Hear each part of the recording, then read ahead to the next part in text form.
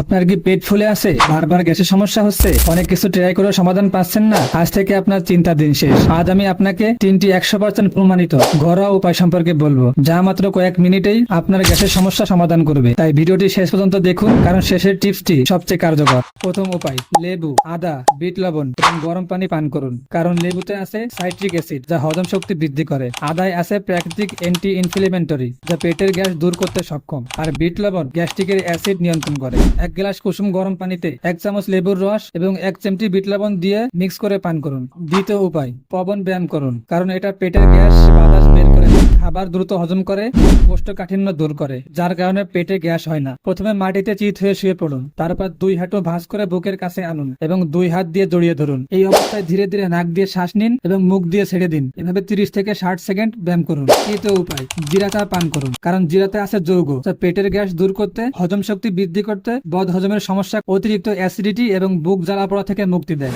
রাতে ঘুমানোর আগে বা সকালে খালি পেটে 1 গ্লাস পানিতে 1 চামচ জিরা দিন। তারপর জিরা এবং পানি 5 মিনিট ফুটিয়ে নিন। তারপর তা সেঁকে নিন এবং ঠান্ডা হলে পান করুন। এই 3টি উপায় নিয়মিত মেনে চললে পেটে কখনো গ্যাস হবে না।